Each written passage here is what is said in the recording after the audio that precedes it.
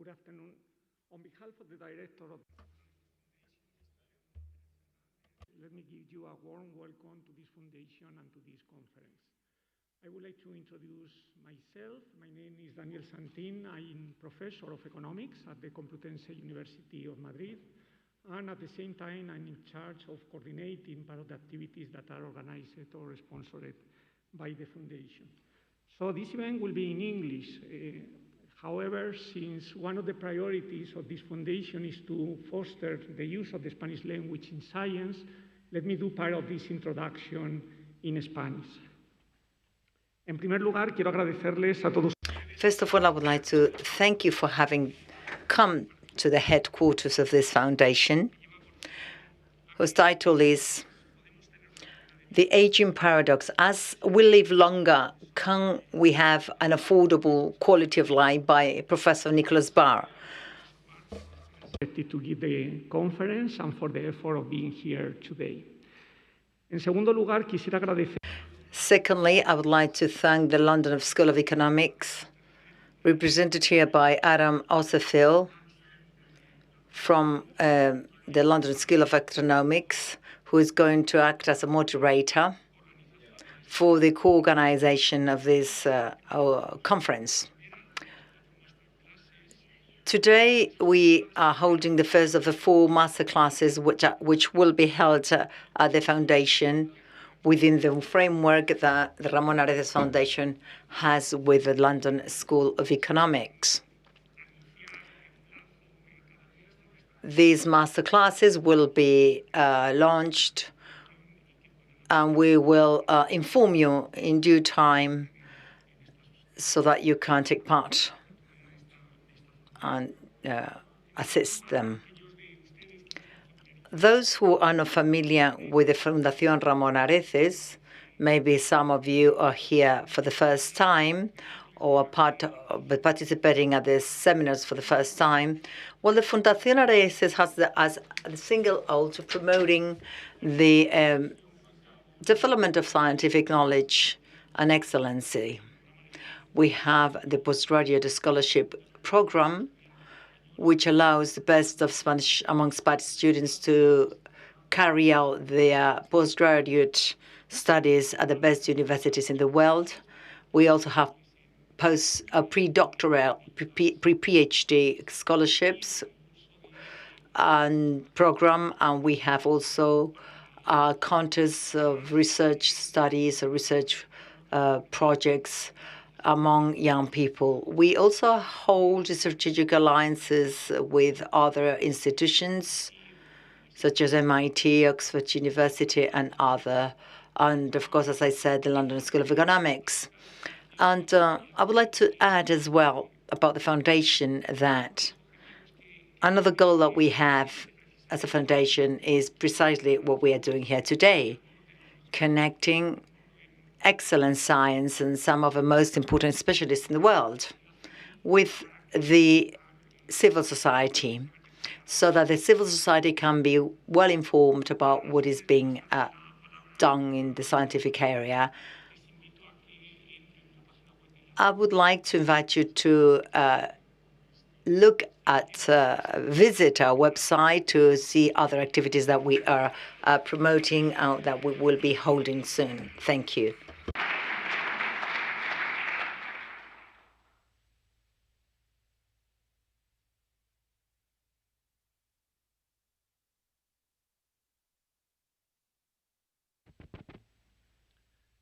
Bueno, en el espíritu de Daniel, profesor Daniel, muchísimas gracias por todo su ayuda.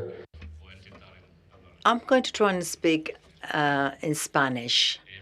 I am Alan Osterfield. I am an ex-student and resident professor of the London School of Economics, and I chair here the master classes on social sciences here at the foundation.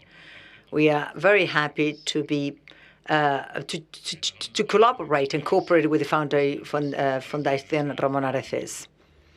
The LSE is one of the best universities in the world in social sciences. It is usually among the 5 most important ones at a worldwide level. It is a privilege and an honor for us to be here in this evening with you in Madrid. with our important teachers and professors, rather, to tackle some of the most important questions in the world. Language of the session today. As Professor Daniel said, delighted for that introduction. The LSE has been extremely happy in a very productive and a highly impactful relationship with the Foundation for over a decade, since 2012. And we've had over 800 people, 800 young researchers, academics, business people, policymakers, all involved in the masterclasses here in this building in the Foundation. And that's been a great pleasure since 2012 in this magnificent building. We've also had tens of thousands of people online through the COVID period and beyond on online seminars that we've been organizing throughout 2020 to 2024 to this year. And of course, the generous scholarships that the Foundation also grants to LSE and other organizations, other top universities in the world to study social sciences at the master's level.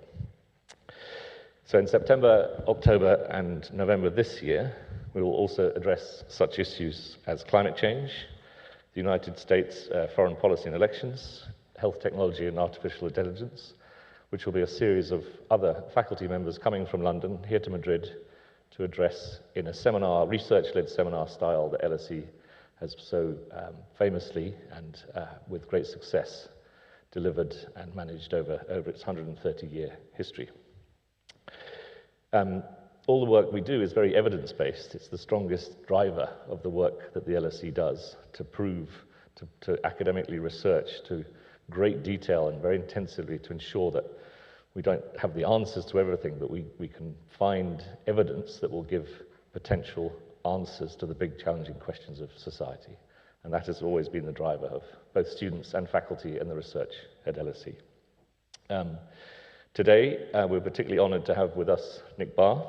He's a professor of public economics at the LSE.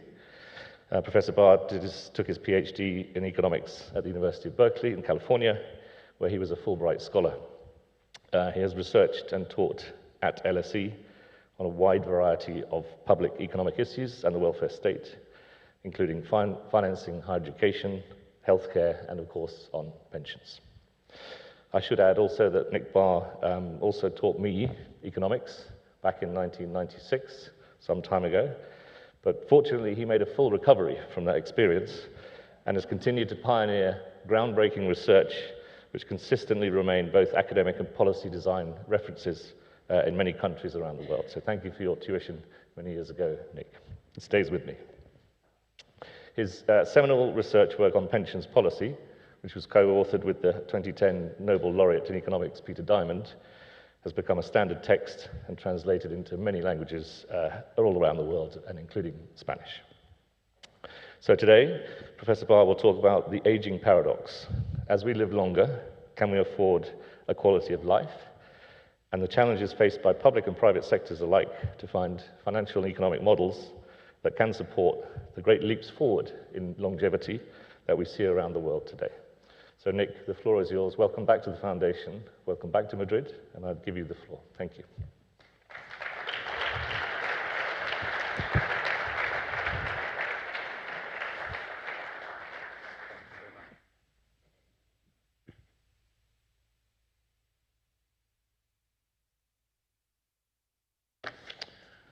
Well, good evening, everybody. It's a pleasure, as always, to be back in Madrid, and it's a particular pleasure to be back in the Foundation in person for the first time since the pandemic.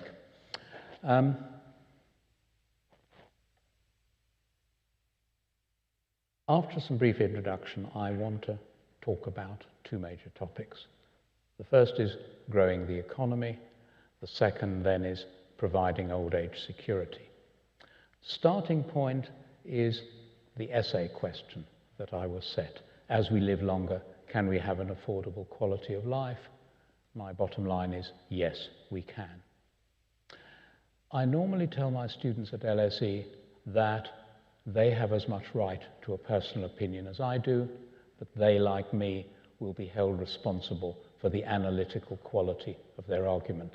But I tell them that there is one exception to that rule. If they use the term the aging problem, they will fail. It is an ideologically unsound concept. There isn't an aging problem. People are living longer, healthy lives. It's one of the great welfare triumphs of the 20th century. There is a retiring too early problem, and I shall talk a bit about that. Population aging has two roots. First of all, declining fertility. There's a decline in infant mortality. There is cheap, effective birth control, and girls are being educated and hence have agency. So women all over the world are choosing to have fewer children.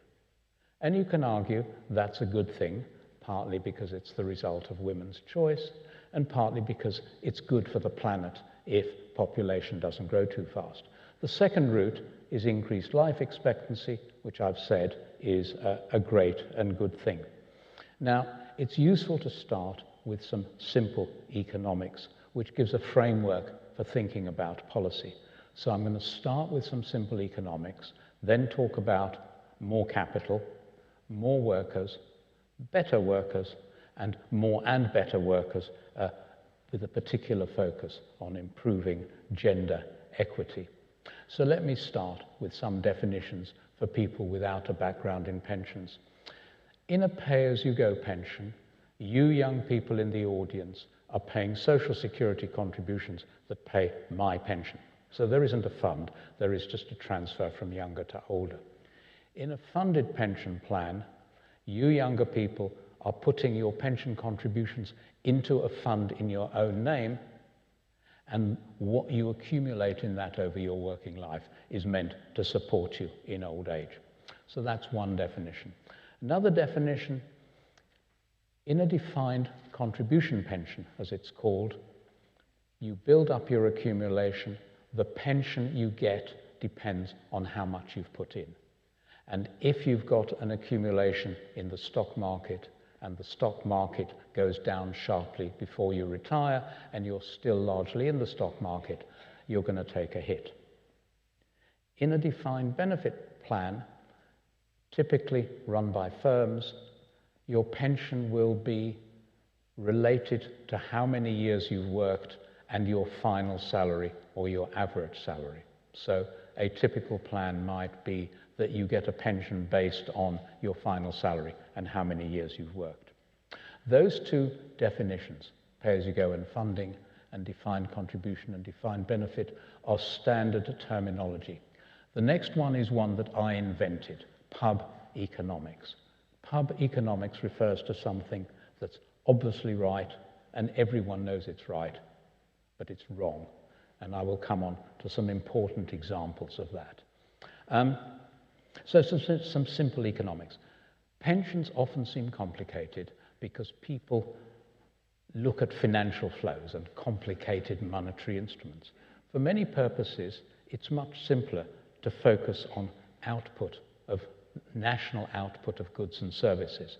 And the starting point and the fundamental point about pensions is that the goods and services consumed by pensioners have to be produced mainly by younger workers. And this brings me to a shockingly enduring example of pub economics, one that won't die despite the fact that I have hammered a stake into its heart many times, is the argument that funding makes a generation independent, and in particular that by building up pension funds, that automatically protects you against population aging. Whereas pay-as-you-go, in contrast, is dismissed as a type of Ponzi scheme that eventually is bound to fail. And I'm going to point out the fallacy in those. Let me explain.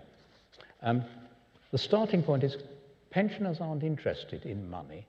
Money is coloured bits of paper with portraits of national heroes on them. Pensioners are interested in consumption, food, clothing, bus rides, presents for the grandchildren, tickets to the Champions League final in London. Congratulations.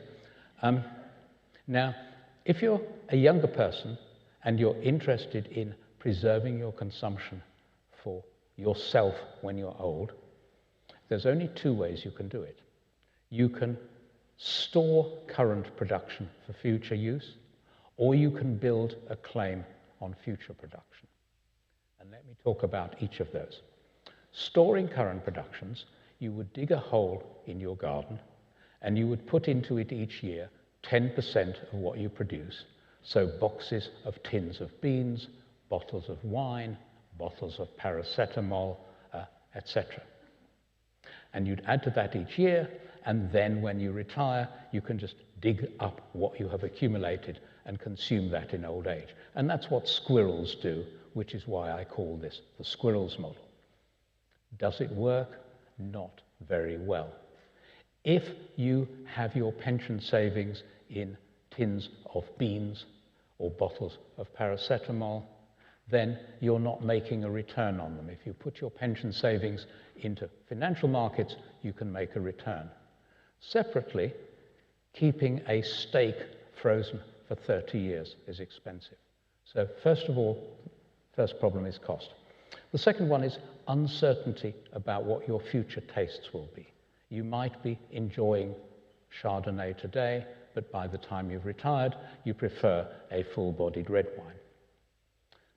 The most serious problem is services. You can store services that come from physical capital. Many people own their own home, and that's one way of transferring housing services from their younger to their older selves. But any services that come from human capital, from people, you can't store. What you can't do is bury a young doctor in the hole in your garden so that he or she can look after you in old age. So storing current production doesn't work, and the reason I want to make that point is all you're left with is building a claim on future output. So the squirrel's model fails. Goods and services produced by today's pensioners must be produced mainly by today's workers. You can do that either through pay-as-you-go or through funding. So, key point there, look at the output. It has mostly to be produced by younger workers. I'm going to skip a few slides because I have too many. The key economic point is the following. If you've got a problem of paying for pensions, there are 4 and only 4 solutions. You can pay people a lower average monthly pension, or you can pay people an unchanged pension but start it at a later age. So both of those are different ways of reducing what you spend on pensions. Or you can have higher spending on pensions through higher contributions or higher taxes. Or, and this is by far the most powerful policy, you can adopt policies to increase national output. If pensioners consume what workers produce but don't themselves consume, the greater is national output, the greater is the possibility of workers to produce enough to satisfy both workers and pensioners. So, and the point about these 4 ways forward is that any proposal for pension reform that's going to work must involve at least one of those or more than one of those. Any proposal that doesn't involve one of those is smoke and mirrors. It's a trick.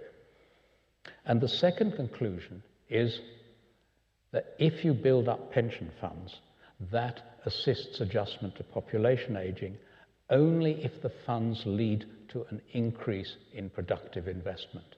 If you have a pension fund where you keep your money in 100-euro notes under your mattress, that does nothing to increase national output. It does nothing to solve the problem. If your pension savings go into productive investment, schools, hospitals, or private equities on the stock market that build new factories and machinery, that's the way that one has to go to solve the problem. So increasing national output to the extent you can do it means you don't have to cut pensions or increase contributions. So what are the policies to increase output? I'm going to talk about all of these in more detail. First of all, you can make each individual worker more productive by giving them more and better physical capital, machines, etc., and or by higher investment in human capital, in other words, investing in their skills, including the skills of older workers. So method one, you make each individual worker more productive. Method two, you increase the number of workers from each age cohort, and you can do that by having higher labor force participation at all ages. You can have a higher rate of retirement, or you can import labor either directly through immigration or by exporting capital to countries with younger populations. And I'm now going to talk about each of those. Investment in physical capital includes private investment, but productive private investment needs to be supported by complementary public investment. And if you want a case study on what happens to growth in an economy if governments underinvest over a long period in the public sector, sadly, you have to look only to my own country, the United Kingdom. So more capital implies more saving, and more saving through pensions is one way, but I'm going to argue there are other ways. So you need more capital, you also need more workers, and in addition, you need to make use of those workers better.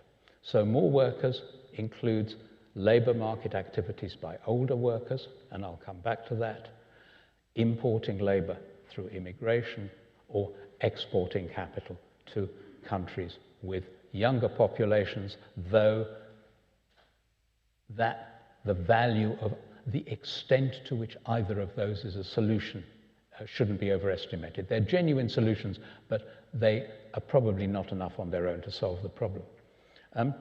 So more workers, but also better use of workers. You improve the matching of workers' skills to what jobs want. That involves education and training, which I will come back to. It means assisting labor mobility through unemployment benefit, retraining, etc. And there's gender aspects, which I will come back to. One of the issues is to make better use of older workers. Later retirement, if people are living longer, healthy lives, is fairly obvious. What is less well discussed is flexible retirement. There are very good arguments why a worker who reaches pension age shouldn't be forced to stop all work immediately. It's good economics, good politics, and good social policy to give people choices of how they move from full-time work to full retirement.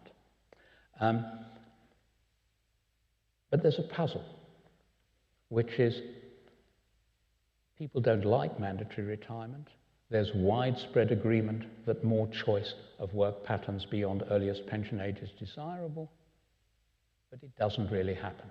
And the question is why? Now, people tend to say age discrimination.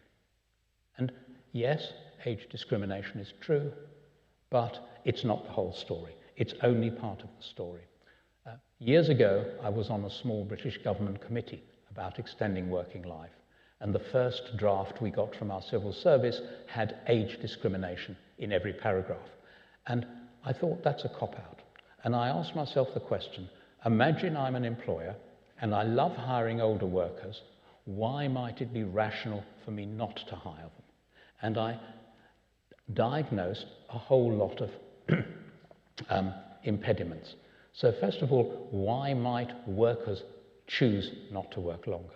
Well, they might choose to do so out of genuine, well-informed preferences, and that's fine. But things get in the way. Attitudes is one. It used to be the case that you had a retirement age of 65, and people's mindset was, when I'm 65, I'm old and I must retire. Raising state pension age is an important signal that changes attitudes. A second issue is that we are badly informed about age. When we think about age, we think of our grandmothers, and people are living longer, healthy lives. You have rigidities in labour markets, in particular the lack of part-time options, and rigidities in pension design in all sorts of ways. So there are reasons why workers might choose not to work, longer. There are also reasons why employers might not hire older workers. And I don't want to overrun my time, so I will just give you one example. You are an American employer and you have to pay medical insurance premium of $4,000 per worker. That means you will want to hire as few workers as possible and make them work as many hours as possible. So fixed costs of employment are death to part-time work. There are other problems. And so the sorts of things one needs to do to make it possible for older workers to work longer include policies to change attitudes, like gradually changing the state pension age, and I emphasize the word gradually. Policies to encourage older workers, giving them access to training, giving them mechanical assistance so that manual work isn't as taxing, and allow people to take either none of their pension or all of their pension or 25 or 50 or 75% of their pensions. The only two countries that have that I know of are Sweden and Norway, but it's something that it would be easy for countries to do, and it would allow people to combine partial pension with part-time work. Other policies to assist work by older workers is to make it easier for employers to employ them. So things like avoiding the fixed costs of employing a worker, reviewing employment law so that it's easier to create a part-time employment contract without too much hassle. And if health is an issue, consider some sort of subsidy for older workers. So the main point is not so much the detail as there are impediments that stop the employment of older workers. Once you've diagnosed them, you can then do something about them, and they can all be addressed. So that's more workers, but we need also to talk about. So let me talk a bit about the welfare state and economic growth. One of the purposes of the welfare state is to share risk. If you expose people to too little risk, which was the communist experience, that harms growth because nobody has an incentive to work harder. But too much risk is also bad. If there is no social safety net, you are not going to take the risk of starting a new business because if it fails, you starve and your family starves. So the purpose of the welfare state is to share risk, and that means to some extent reducing inequality. And this is a quote from an IMF study that basically says lower net inequality is robustly correlated with faster and more durable growth. So the welfare state is not something that reduces growth. If you design it right, it helps growth. It does so first because human capital, health and skills are increasingly important for inclusive growth. Secondly, income transfers can also help growth.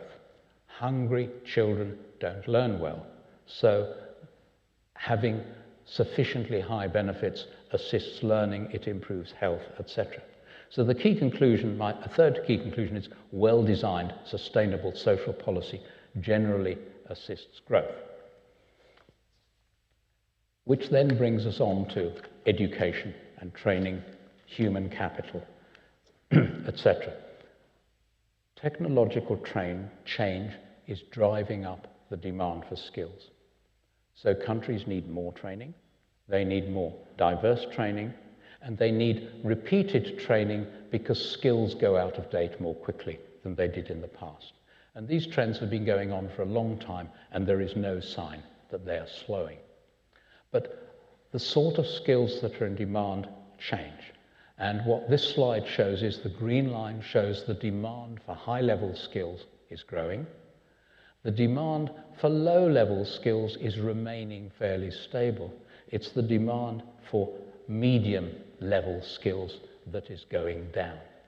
So one needs, that again emphasizes the point, one needs to be investing in more diverse skills and in repeated retraining. As part of raising human capital, key message, my wife won't allow me to give a lecture without making this point, is the centrality of early child development. There's high-grade medical evidence that a child's first 1,000 days, from -9 months to +2 years, strongly influences life chances, the quality of life, and life expectancy. There's evidence on critical developmental windows over the first 22 months. I will show a slide on that. That'll be the next slide. You can now give tests of cognitive ability to babies of 22 months old. And in England, a child born in August will do less well in school than a child born in September. And that persists right the way through to university entrance. And I shall just leave that as a teaser for the question and answer session at the end if anyone wants to pick it up. The critical developmental windows, this slide, Harvard Neuroscience, shows how much cognitive ability is built up in the first year of a child's life. So that's the neuroscience. The economics, this is not empirical, this is just a schematic, but it shows the returns per dollar invested in education is at its highest for the grey bar on the left, which is prenatal, and then it declines as the child gets older. This is a quote from James Heckman, Nobel laureate. Quote, "The highest rate of return in early childhood development comes from investing as early as possible, from birth through age 5 in disadvantaged families. Starting at age 3 or 4 is too little, too late, as it fails to recognize that skills beget skills in a complementary and dynamic way. The best investment is in quality early child development from birth to age 5 for disadvantaged children and their families." So what does the evidence tell us? Well, the message from the neurological evidence is invest early. The message from the economic evidence is invest early. So more workers, better workers, early child development, very important. Also, more and better workers together, a big part of which is improving gender equity. Now, improving gender equity is important, but it's not as easy as it sounds. It's obvious that you want things like gender neutrality in rules. So equal pay for equal work, the same pension age for men and women, etc. Those are desirable, but it's a mistake to think that if you've done that, you've done all that needs to be done. But the difficulty in defining gender equity, let me just give you one example to illustrate it. We observe a man and a woman and their 2 children living together. The man is in paid work, the woman is at home looking after the children. And you ask yourself, is that good or bad? And the answer is, it depends on whether the woman is at home looking after children by choice or by constraint. If it is a woman with an LSE master's degree, like some of my students, a doctor daughter of a colleague of mine, who chooses to take a year out when the children are small because she wants to be with her children when they're young, that's a woman exercising informed agency, and it's not a problem. If a woman is at home looking after the children because of social expectations, or in past years because women were forced to retire when they became pregnant, that's a problem. But the problem is it's difficult to measure which is the issue. Is it choice or is it constraint? So the problem isn't easy, but as the last bullet says, that is not an excuse for inaction. So I want to talk a bit about labour markets and gender equity, pension design and gender equity, and families and gender equity. And I don't have time to go through all of them in detail, but legislation on equal pay is obvious, maternity and paternity rights, improved alignment of paid work, family responsibilities, including access to childcare, reporting requirements for firms on pay, promotions and retention. And I've already mentioned policies to reduce impediments to hiring older and younger workers. You've also got to address the incentives, not only against employing older women, but employing younger women. If you employ a woman of childbearing age, and she has a child, that has costs. And those costs have to fall somewhere. And if you impose them on the employer, that gives the employer an incentive against employing women. So there is an argument for saying that if there is a social interest in having a level playing field for men and women in paid work, which I strongly agree with, then one might want to consider taxpayer support for women precisely to create a level playing field. And you've got analogous arguments for older women where the cost of a woman going through the menopause has to fall somewhere. If it falls on employers, you get discrimination against older women. So you need a counter incentive to fix that. So labour markets and gender equity is one part of the agenda. So is pension design. Women on average have lower wages, they have more part-time work, they have more years out of the labour force. So they typically have a less good contributions record. So you need to improve that through labour market institutions that support women's employment, the availability of childcare in terms of quality, affordability, hours of operation and location, and more generally, alignment of working hours, school hours, and childcare. Common retirement age, I've mentioned, a requirement to have joint life tables for mandatory annuities. In other words, when a worker wants to buy a pension for life, women on average live longer than men. If you have separate life tables, a woman will get a lower pension than a man, other things equal. If you have a common life table, they will get the same pension. And pensions and gender equity, another part of it is making sure that pension arrangements are in place to cover surviving partners and after a divorce. Families and gender equity, child benefit, powerful evidence. If you pay that to the mother, more of it will be spent on the child than if you pay it to the father. And that links up directly with early child development. Childcare and labour markets, well, policies on core working hours compatible with school hours, and I've already talked about the availability of childcare. So that's some discussion of what one can do to grow national output. More capital, more workers, better use of workers, and making much more gender equity, both as a value judgment because we believe in it, but also because countries can't afford to waste talent. And I always tell my students, if you want to win an argument, yes, you can make the moral case, but ultimately you've got to win the argument with the Ministry of Finance. And the argument for gender equity with the Ministry of Finance is you're throwing away talent, you are reducing the prospects for economic growth. So we now come on to old age security, which is part of the essay question I was set. So I want to talk about providing income security in old age, and also a bit about the role that pensions can play in assisting economic growth. So, first of all, avoiding old age poverty. In my work with Peter Diamond, one of our conclusions is there is no single best pension system for all countries.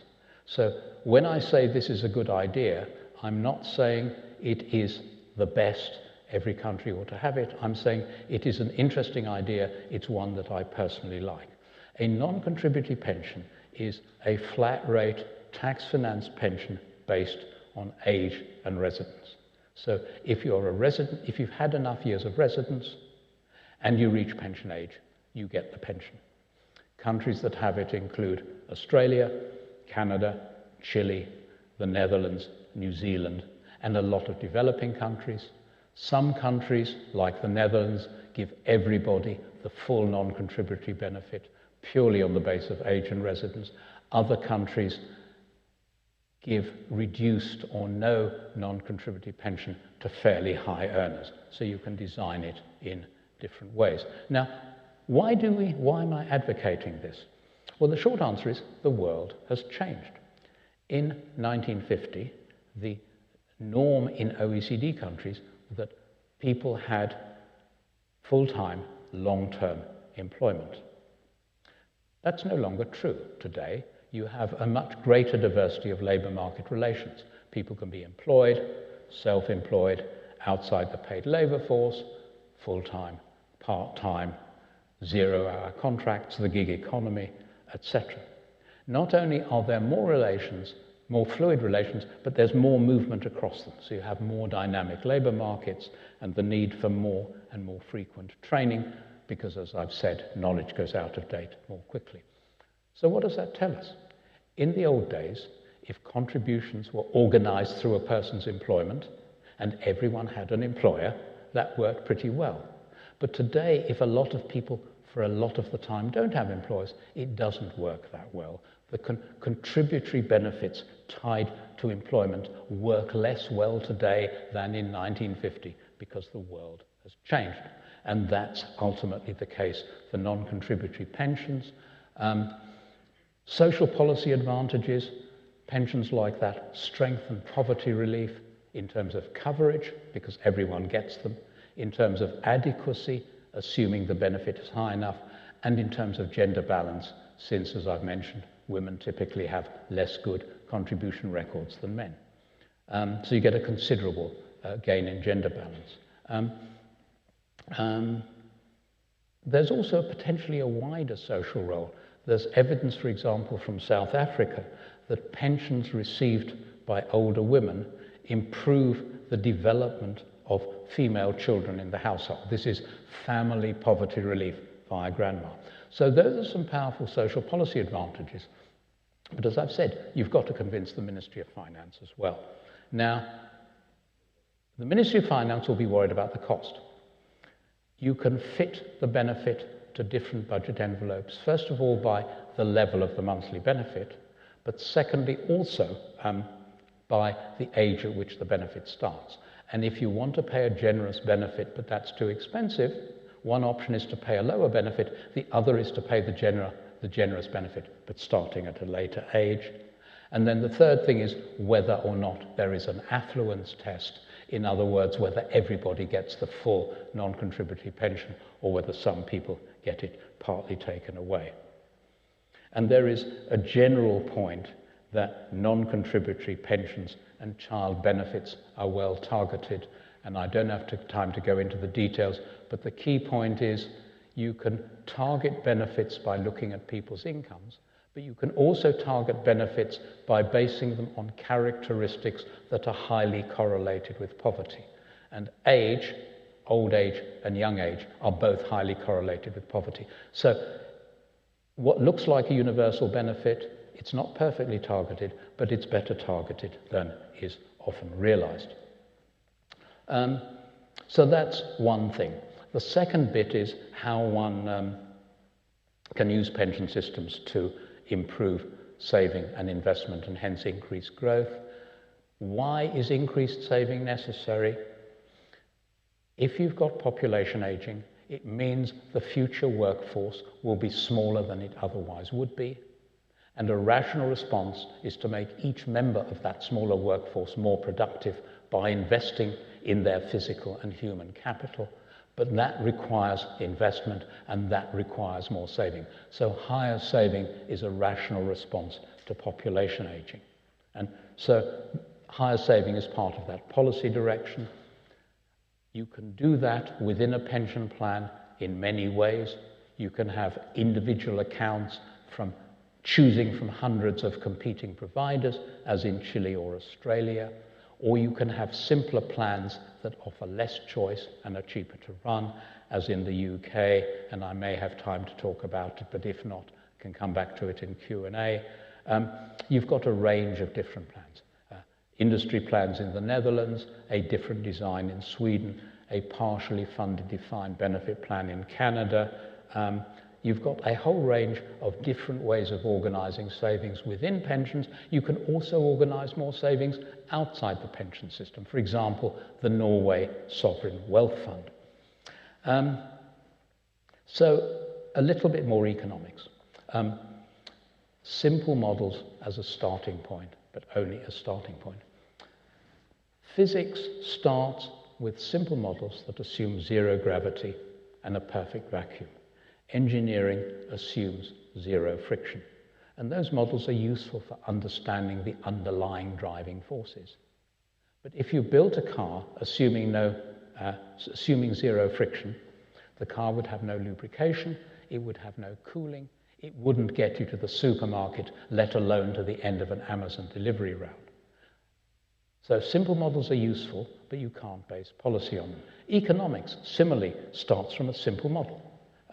It assumes perfect competition, consumers all perfectly informed, everyone behaves rationally, and there's no other major technical problems. So the question is that right? And that leads on to the question, why might markets not do things efficiently? Well, there's imperfect information is a problem. There are people acting irrationally, addressed by the literature on behavioral economics. There's search frictions. If you lose a job, it takes time to find a new one. All sorts of transactions don't happen instantaneously or costlessly. There's problems of incomplete markets and incomplete contracts. And you may say, why am I including all these Nobel Prizes? And the answer is, I want to make it clear that what I'm talking about is not some strange Nick Barr or LSE idiosyncratic, ideologically driven view of the world. It's rooted in the very best of modern economics. So to give a brief example from behavioral economics, there are two problems. What economists call bounded rationality is where the problem is too complicated for people to know what to do, even if they're given the information. When you go into the pharmacy in Madrid, you are not allowed to buy any pharmaceutical drug you like over the counter, opiates or antibiotics. Why is that? Because it's too complicated, and quite rightly, you need a prescription from your doctor. I'm going to argue that the choice of pensions is much more like pharmaceutical drugs than it is like the choice of restaurant meals or smartphones. So bounded rationality is one problem. A second one is bounded willpower, which arises where you know what you ought to do, but you don't do it. You know you ought to lose weight. You would really like to give up smoking. You take out gym membership as a New Year resolution to go, but you don't keep on going. And so you've got problems of imperfect information, you've got problems of non-rational behavior, and that helps to explain why there is evidence that financial literacy is shockingly bad. And this is a study that was designed to be an international study of financial literacy in different countries. It asked people three questions, and I'm going to ask you only the first one. You've got 100 euros in a bank account. The bank account pays 2% interest a year. How much would you have in the account after 5 years? Would it be less than 102 euros, more than 102 euros, equal to 102 euros, or you don't know? And the other two questions were equally similar. So what were the answers? Well, in the United States, the heart of capitalism, about 35% of respondents got all three questions right. In perfectly sensible, well-run countries like Sweden, Japan, New Zealand, only about 25% got the answer right. So the problem is that financial literacy is shockingly bad. So the conclusion to which that leads is that consumer choice in pensions is overrated. If you look at the empirical evidence, as Adam said, evidence-based policy, consumers often don't save enough, they retire too soon, they delay choice or make no choice, or they choose an unsuitable portfolio. So consumers make bad choices. Separately, giving people choice has high administrative costs. And a shocking fact that I always draw to people's attention, if your pension fund charges you 1% of your accumulation per year to manage your fund, over a full career, your fund will be 20% smaller just because of that 1% charge, and hence your pension will be 20% smaller. So giving people choice is expensive. Now, because of imperfect information, firms have better information than consumers, and they exploit that fact, often with high charges that bear little relation to whether the fund is doing well or not, sometimes biased advice, and at worst, fraud. So, important conclusion, what does that tell us about pension design? Well, when Peter Diamond and I were advising the government of Australia, we gave them some principles. First of all, if a person wants to make choices about pensions and retirement, the system should assist them. But, critically, the pension system should work well also for someone who makes no choice, and making no choice should be a perfectly acceptable option. So, what does that mean in practical terms for pension design? 4 things. First of all, either you make pensions mandatory, or at least you automatically enroll people in pensions. Secondly, you keep choices simple. And it sounds counterintuitive to most economists. Giving people less choice is better design in the case of pensions. Thirdly, you include a good default option so that a worker who makes no choice is automatically put into the default fund. And the default fund has the characteristic that when you're young, you're mainly in the stock market, and the fund automatically rebalances towards less risky assets as you approach pension age. And the 4th element is keep administrative costs low by separating out 2 bits of pension activity. First of all, account administration. That's record keeping, that's the back office stuff. That should be centralized because there's economies of scale. So, for example, Sweden has a central clearinghouse that handles all records. The second bit is fund management. Who decides what workers' savings are used to invest in? And that should be done by the private sector.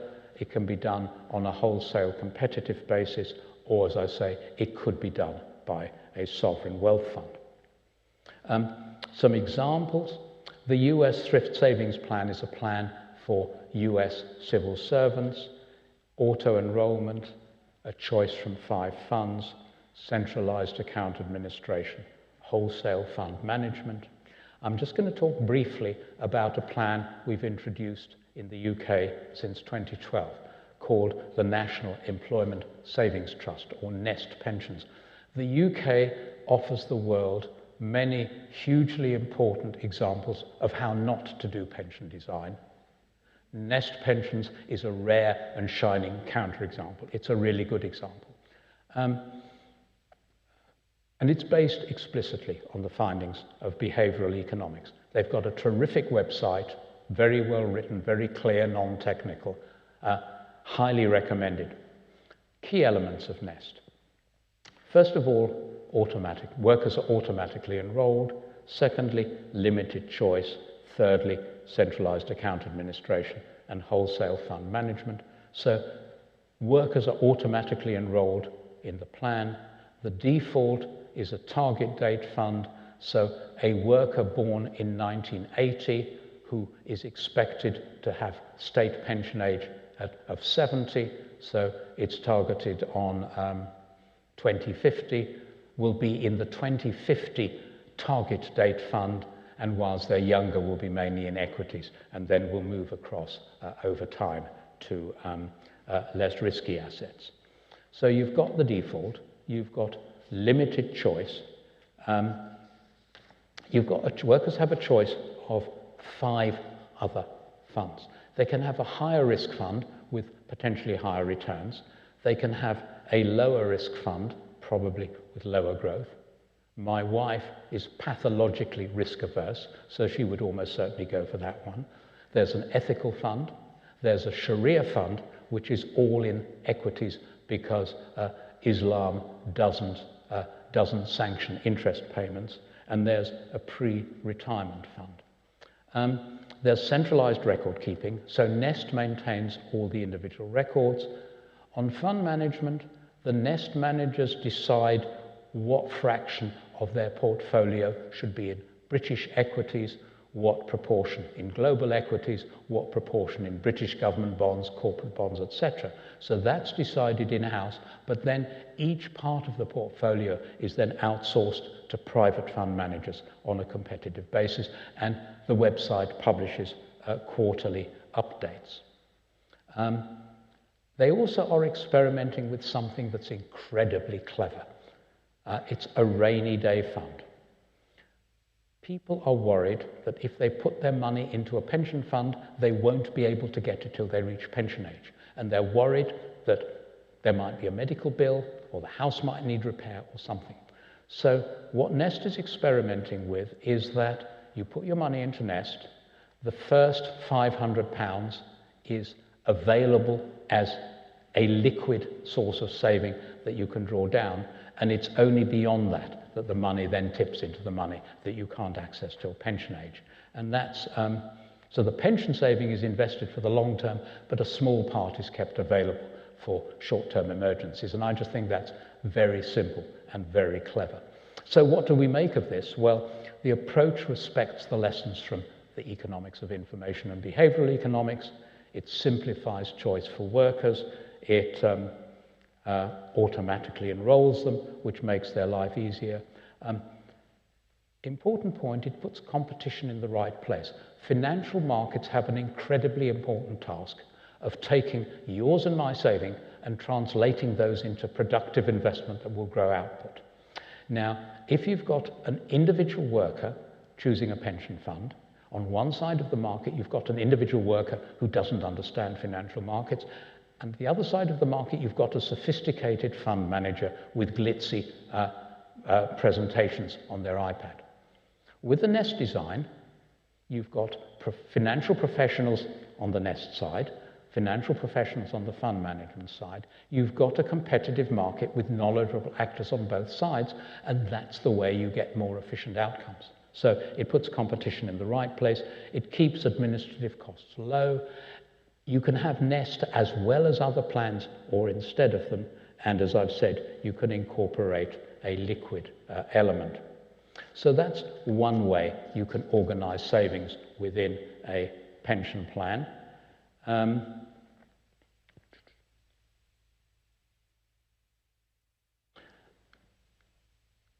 Let me give you another brief example. Canada. I've said there's many different ways of organizing pensions. Canada might be more relevant to Spain, given the system that you have here. And it's a good example of a national pension system that includes a defined benefit plan with a funded element. And what you've got in Canada is you've got a non-contributory pension, old age security, and that goes to almost everybody, but it's fairly small. So they've got an additional non-contributory pension called guaranteed income supplement that goes only to low-income pensioners. So you've got a double-barreled non-contributory pension to provide poverty relief, and then you've got the contributory defined benefit plan, the Canada Pension Plan. The Canada Pension Plan is a national plan. It's partially funded. They reckon to pay about, if I'm a Canadian, 75% of my pension will come from the current contributions of you younger people, 25% of it will come from the fund. The fund is managed by the Independent Canada Pension Plan Investment Board. Their annual report says we invest for decades, not for quarters, so they take a long-run view. Again, it's very well run. It's, in principle, a government entity, but it's at arm's length from government, and because Canada has good government, it genuinely is independent, and their performance is good. Now, Canada has some interesting features.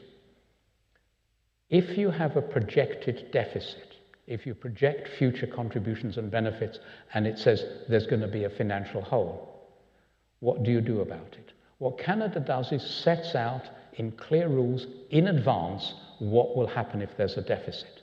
So there is a legal requirement that every 3 years the independent chief actuary evaluates the sustainability of the Canada Pension Plan, And then there's explicit rules for adjustment if there's a deficit.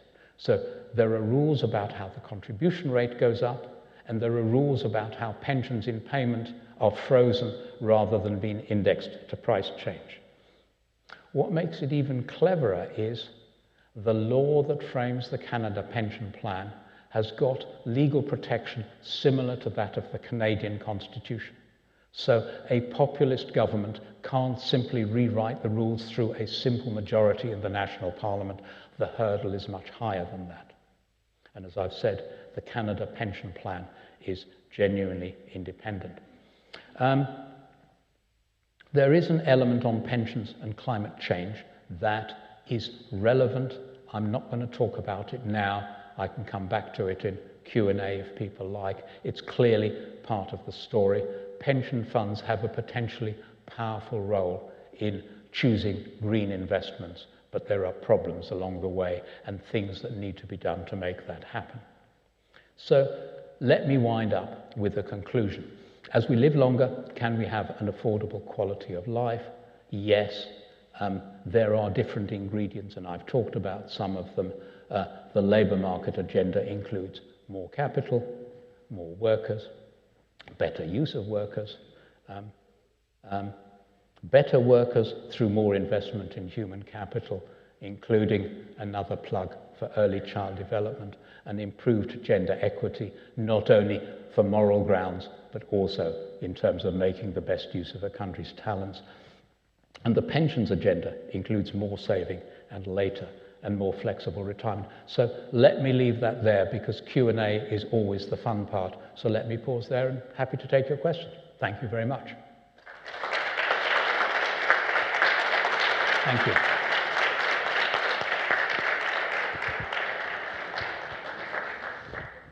Well, thank you very much, Nick, for that wonderful masterclass, really, in pensions and aging.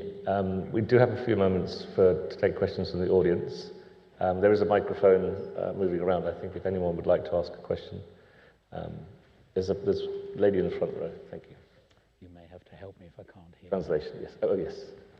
Thank you very much for this very informative presentation. You mentioned and showed a graph that there is insufficient financial knowledge in the population.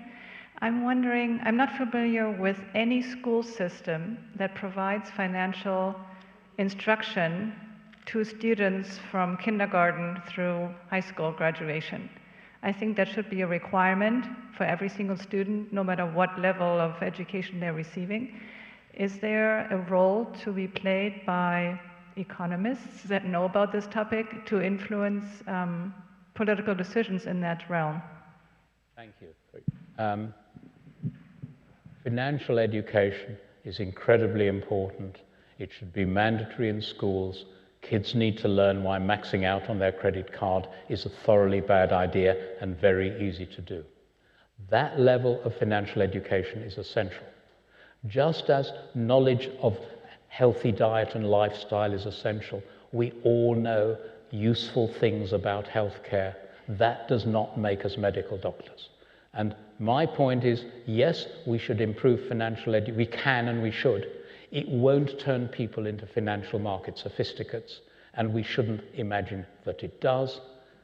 A slide that I skipped for lack of time. Peter Diamond and I were having a Skype call, and we asked ourselves the following question.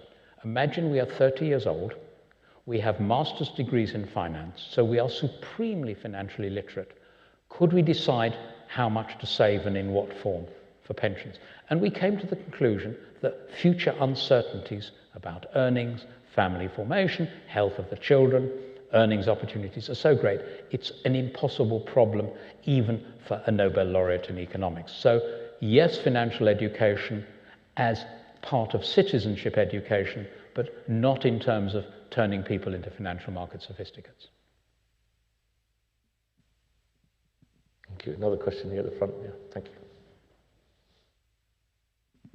Thanks for your very interesting presentation.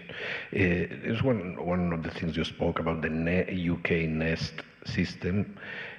What was the resistance of the financial companies? I am thinking about Spanish banks and get into this system, and I imagine a very big resistance about that.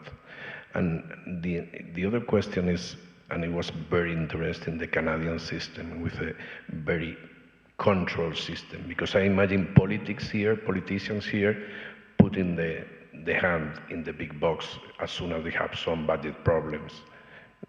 That was these two elements. Thank you. Okay, the politics of introducing Nest. It was cleverly done. First of all, the amount, Nest was targeted primarily at low earners. Sorry, let me step back. Managing an individual account is largely a fixed cost. It costs almost as much to manage a small account as a large one. Financial firms don't want to offer pensions to low earners, so Nest was set up to plug the gap. So there's a cap on the maximum a worker can put in per year, which was deliberately kept low to improve the politics of the thing. Secondly, Nest has low administrative charges, 0.3% an annual management charge, but there is also an additional temporary charge of 1.8% of contributions. And the reason for that is Nest was set up with taxpayer money, but it was a loan, so to create a level playing field with private pension providers, that loan has to be repaid. So the extra 1.8% of contributions is to repay the loan for the startup costs. And those two things, I think, managed to deal with the politics, not least because it was dealing with a group of people whom private companies weren't really interested in. My private hope that Nest will continue to grow and ripen into a trusted brand and that the thresholds will rise. That hasn't happened yet. On your second question, people sometimes say to me, what's the most important thing that you look for in pensions? And they're sometimes surprised at my answer, which is to say, the important things are not pension design. Two things matter above all: output growth and good government. If you've got good government, they will run a pay-as-you-go plan responsibly. They will create the regulatory stability and macro, relatively low inflation in which private pensions can flourish. So where you've got good government, a government like Canada will design legislation that ties its hands to make it difficult for them to change a plan unless there is widespread agreement. And I can't remember whether the threshold in the federal parliament is a simple majority or a 2/3 majority, but to change the law, you also need approval in the legislatures of 2/3 of the Canadian provinces, covering at least 2/3 of the Canadian population. So I would say that's good government. And if you are worried about the quality of the government in your country, I sympathize with you deeply. I have the same problem. Thank you. Great question. There's two more here. If we can come to the gentleman on the right first, and then gentleman on the left. My right. My right first, then on the left. Thank you. Okay, thank you very much. I will do my question in Spanish, and probably you can translate here better. Those who are already retired, we are working for the administration, really, for the government. The major problem that we have are the high costs, administrative costs that we have in societies, in free societies with pension plans. So my goal is for the kind of work that we can do on a voluntary basis, because there are very many of us who are retired, who are well-trained, and maybe these well-trained people who are retired can be used in my case, where there is a master plan for students. I am an engineer, aerospace engineer. We are organizing a master's or courses on a voluntary basis to these students in order to teach them how they can find a job and other activities, for instance, in the elderly people home or center. I am giving talks and chats. So this group this huge mass of people who have a lot of experience, who have been great professionals, who are skilled people. We are obliged to contribute to society or to give back to society to some of the things that we have acquired. I think that would be a good thing for society and a good thing for us as well. It's like providing free masters. Like we could be providing training to these young people for free. And with this activity, we could reduce the huge cost that administration, that the government has to train young people, doing voluntary activities. It's a terrific question in Spanish. I'll probably give an English answer a little bit shorter. I'll try and distill that into the question. It's a very productive, progressive question about how do we best offer, I would say, rather than enforce or demand that those who are retired can continue to contribute to in particular for young people as well, giving courses, using all their skills, using all of their experience to remain productive in the economy and remain productive in helping train the next generation, and to reduce perhaps or impact some of the administration costs that come with the retirement policy in Spain in particular. So how can we design some policies to encourage or incentivize those who have retired to keep contributing in a way that's more policy-led rather than voluntary? Is that about right? Más o menos. If I understand the question, it comes back to what I was saying about flexible retirement. And the first thing you need to do is to look at the impediments I've mentioned, see whether they apply in Spain, see whether there are other impediments in Spain that I don't know about, so I haven't mentioned, address those. And that at least clears the ground. What you can then do is to make sure that workers can take a partial pension, they can combine pension with part-time work. And if you want to encourage older workers to continue to work, one way you can do it is to say that if I work an extra year, I get a higher pension, but it could be how much higher the pension is could give me an incentive to work longer. In principle, the increase in pension for delaying retirement for a year should be actuarial, but you could make it more generous than that if you wanted to create the subsidy. And my own view, as I said in the lecture, I think, as I did say, is making it, giving older people the option and indeed the encouragement to carry on working is good economics, it's good politics, it's good social policy. Everyone thinks it's a good idea. The reason it doesn't happen are those impediments. So do that first and then think about the incentives. And part of it also, now that I think about it, is changing continuing to work on social attitudes so that when people see older people still working, they regard that as entirely normal. It's starting. I mean, when my grandmother was 70, she was a very old lady. Today, there's all sorts of people in their 70s, still chief executives, still doing highly stressful jobs, still doing them very well. So you work on the expectations as well. Those would be the sorts of things I would think of looking at. But thank you for the question.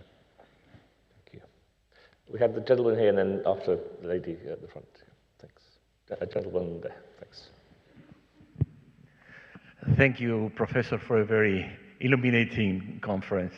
I have two questions. The first is, how would you suggest a country introduces this non-contributory pension when there is another system already in place? And I'm thinking in terms of, you know, the incentives and disincentives it creates. The second question is the teaser you left. What's the August baby? Oh, the August baby, yeah. Of course. Yeah, okay. How do you introduce a non-contributory pension when a country's already got, for example, a contributory defined benefit pension? Well, the simplest way to do it is the way they did it in Chile, where they had individual funded accounts and they then introduced a non-contributory pension. It was targeted at initially the lowest 40% of Chile pensioners, so they got the full non-contributory pension. Beyond that, the pension was not subject to an income test, but to a pension test. In other words, the higher the worker's pension from the contributory system, the lower the non-contributory pension, and eventually the non-contributory pension was entirely tapered away. So I would say the thing to do is, if you've got a defined benefit plan, introduce a non-contributory benefit that establishes a minimum, but you then you design a taper such that the non-contributory benefit goes down as a person's defined benefit pension goes up. That would be the way to do that. August babies. I know about this because our older grandson is an August baby. In England, a child starts school on the 1st of September after their 4th birthday. So a child born in August is just 4. A child born in early September is nearly 5. That's a 25% difference in development. Our little chap was bright, supportive parents, supportive grandparents. He came home from school every day, totally exhausted. But what's interesting is, this effect doesn't diminish over time. You track it through to university entrance. And the evidence was so powerful that there was legislative change in Britain such that parents of children born in July or August have the option of delaying when their child starts school simply for that reason. But as I say, the surprising bit is how long the effect lasts, which simply emphasizes the point that what you do when children are small has a long-lasting effect. And there is a strong case for saying maybe nursery education should go on a bit longer, maybe raise school age, formal school age to 5. But those are the sorts of things to look at. And the lady at the front. Thanks. Oh, thank you. I would like to know which countries do you think would be able to implement the half retirement? Not half retirement, the part retirement, sorry. Partial retirement. The only countries I know of that do it are Sweden and Norway. And I think that's crazy because it's so easy to do. I tried to convince our own government to do it and failed. The argument the civil servants gave me, well, I'm translating it into what they meant. What they said was, we have changed our pension system so often, and it's so complicated that we couldn't work it out, which I think is pathetic. And what they ought to be doing is offering partial retirement on the basis of a simple formula that is a bit on the generous side so that nobody loses out, so nobody complains. It's a very easy thing to do. My view is all countries ought to do it. And about the development of the kids, which country is looking at improving the development of the kids in younger age, like with months or in the first 5 years? Well, a lot of countries have got generous maternity benefits. And my own country had a system called Sure Start, which was aimed at boosting nursery education. One of the problems is, in the Nordic countries, as I understand it, people who teach in nursery education are highly skilled, highly trained professionals with good pay and respect. The attitude in some countries, to some extent Britain, is the people who run nursery schools should be women who are good with small children.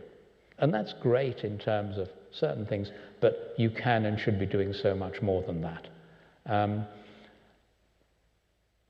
The honest answer is I don't know enough about systems beyond the Nordic countries. There may well be other countries that do it well, but it's partly nursery education, it's partly maternity and paternity leave. Yes, yes, they usually have, here in Spain, I don't know if we still have, but we used to have a value for when the baby got born, incentive. But I'm talking about some system that would help the kids to be developed on the first 5 years to help them evolve, as you were saying, for the future, and help to make the, oh God, I'm losing the words, to make all the roulette keep rolling. Well, I don't know if I'm being understood. I mean, if you're saying what can be done to maximize a child's development over their first 5 years. Exactly, thank you. Well, many different things. There's nursery education, there's family, there's health. One of the things that, this sounds rather interventionist, but when our first grandchild was born, there were 2 parents who were very happy and very tired and very scared because they were worried they might break him. And it was Grandma, my wife, who picked up the little fellow and started having fun with him from day one. And I watched our kids learning from Grandma. Now, that's great when it works. You know, not all families have that. Not all families have grandmothers living nearby, etc. So it's nursery education, it's healthcare, it's family. And my own view is, I've never heard anybody say, I want to be a bad parent. People want to be good parents. And in a different context, there's a study in Jamaica which looked at children who were stunted. They had stunted growth. And there was a program that involved a social worker going in and playing with a child for 1 hour each week. The social worker who went in was not a skilled, highly trained social worker, but they had a protocol designed by skilled professionals. And it said, if this is week 3, you build castles with the bricks. Not only did that improve things, you tracked the improvement through to age 18. And the question was, how come an hour a week can make such a difference? And the answer is, it's not just the direct effect. It is not only playing with the child, it's showing the parent how to do it, doing with, not doing to. So I think there is a role for some sort of training for parents. I mean, there used to be district nurses in Britain that went round, and they were meant to become friends with the mother and they could give them tips, etc. Now, I recognize that this might be politically difficult, but I think parents want to be good parents, but they always don't know how, and they can learn from grandma if they're lucky, but maybe there needs to be another mechanism as well. But you need to play all those instruments, because some lucky children will have all of them and a lot of them won't. And if you've got a child of a single parent who has to have 3 jobs in order to put food on the table, the mother simply doesn't have the time or the energy. So you need other mechanisms as well. I think we have just time for another question here. For the gentleman, yeah, please.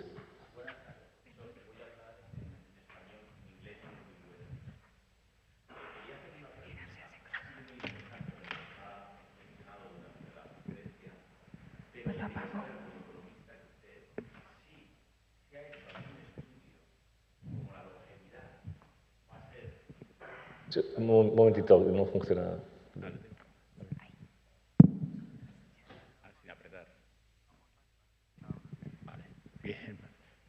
Como se prevé que la longevidad.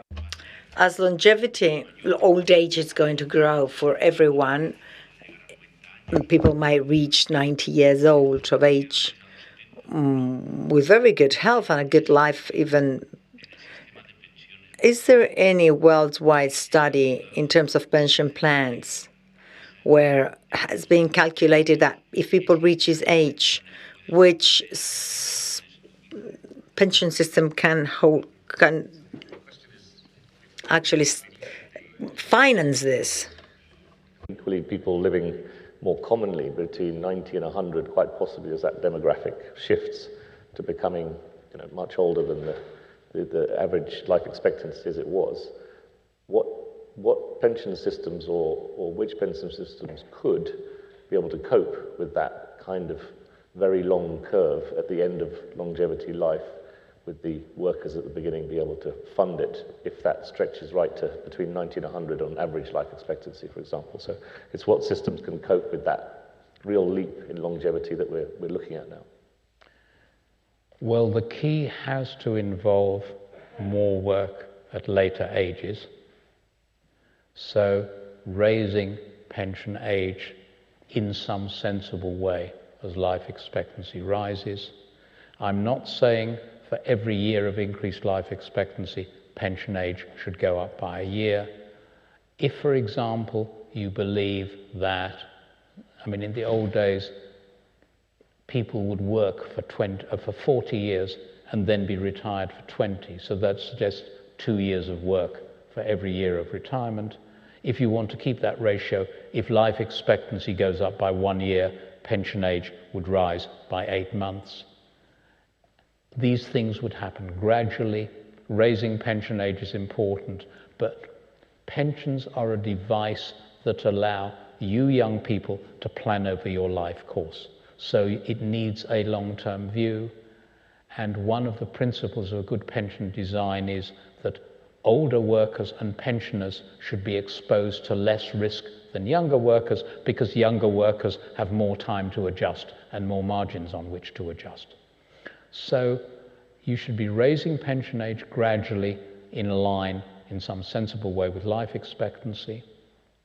Along with that, you need to be making sure that older workers get the training they need, and along with that, you have a health agenda that works on the health of older workers, and you may want to give older workers mechanical assistance. I was reading an article in the Financial Times, BMW in Germany, the car manufacturer, have got exoskeletons. So if I'm an older worker in BMW and I've got to lift an engine up into the car body, I've got a machine around me controlled by my muscles. So I push up, but it's power assisted, the way cars have power assisted brakes and steering. So those are the sorts of things to do.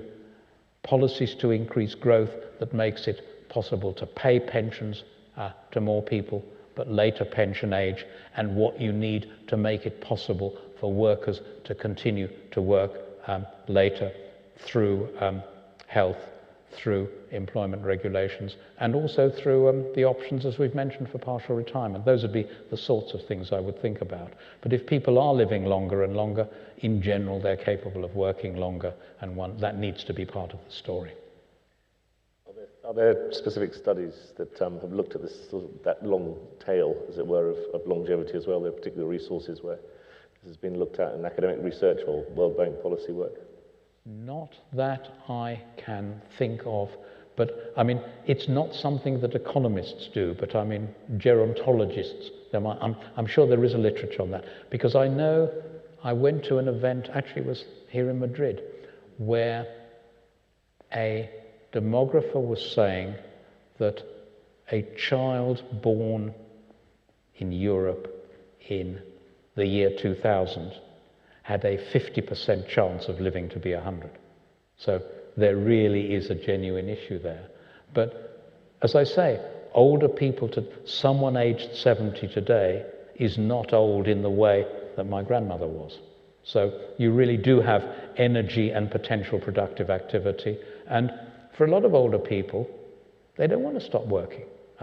For a lot of people, work is not just the way they earn their money, it's part of how they define themselves. There is evidence that if somebody becomes unemployed, that can lead causally to poor health. So not having a job can reduce people's welfare. Allowing people, facilitating longer work, as I say, it's not just good economics, it's also good social policy. One last question from the gentleman there, and then we'll have to close for the evening. Thank you.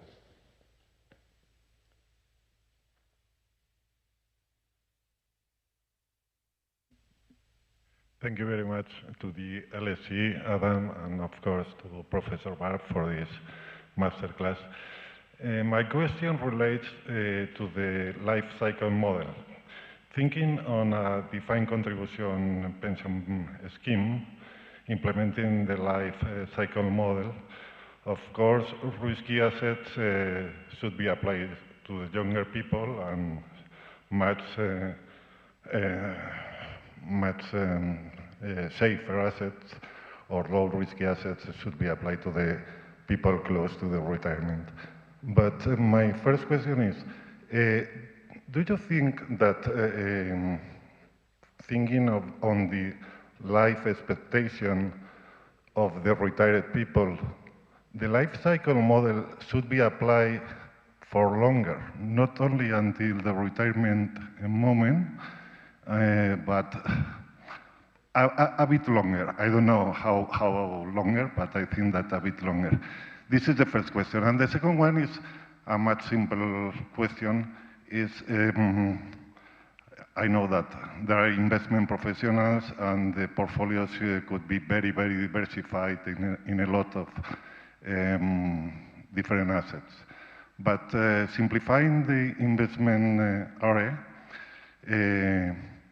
think about a very simple portfolio, a global bond portfolio and a global equity portfolio.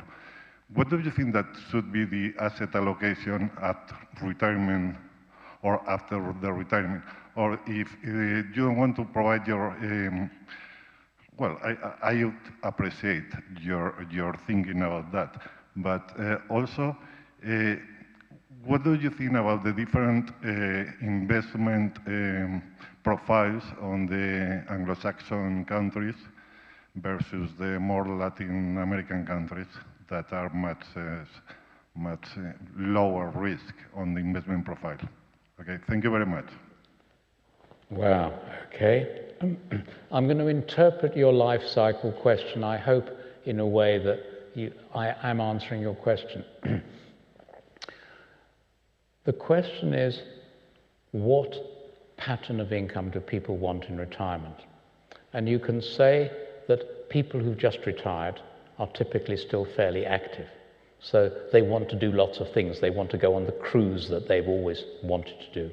So they want a higher pension. They then reach the point where they're older, they do less, so they need less money. But then you get the kicker. If they need long-term care, that becomes very expensive. Now, long-term care raises a separate problem. I think that should be done via Social Security. That's a separate topic. But I think that thinking about the trajectory of pensions in old age is an important topic. If you are asking me for a definitive answer, I'm afraid I have to disappoint you. I recognize the importance of the question, but I don't think I've got anything very useful to say. On simplifying funds, there's an important distinction. I'm saying the choice for the worker should be simple. Now, there's a concept that an economist in America has developed. He talks about smart products. And a smart product is one that is incredibly clever on the inside, but it's very easy to use. So, for instance, digital TV recorders, which you just control from your remote. Incredibly complicated things. You know, they talk to the satellites, etc. For the user, it's simple. So I'm saying Nest offers 5 choices that are simple and workers can understand. What the fund managers do with that could be simple, as you say. It could be a global equity. I mean, it could in principle be a global equities or global bonds index fund, and you mix the proportions. But it doesn't have to be. And if you are the Canada Pension Plan Investment Board, where you've got real financial expertise and a relatively small in-house team can manage a large fund very cost effectively, then you could have very sophisticated asset choices managed by very sophisticated managers. And that's all irrelevant to the pensioner in Canada who gets whatever the pension is for the defined benefit formula. So there is a distinction between simple for the worker, which I think is important. That doesn't mean that the portfolio management has to be simple. And as to higher risk in the US and the UK and lower risk in Southern Europe, I mean, I have no informed view. I think the degree of risk is up to a point a political economy question, just as the design of pensions has a political economy question. So there is nothing useful I can say about which one is better. One just hopes that in an ideal world, they are the result of informed democratic choice. And, if somebody in Britain says we're taking too much risk, maybe they're right. Thank you. Well, thank you very much, Nick Barr. Thank you so much for coming to join us here. Thank you all for the audience and terrific set of questions we had this evening as well. I hope we all live long and healthy lives as much as we can. And I hope you never stop teaching, Nick, as you still do at the LSE, teaching your students and giving us... stop if I can help it. Exactly. It'll be constraint, not choice. Absolutely right. So good for you. So we're very grateful to the Fundación once again, and thank you all for coming this evening. Thank you.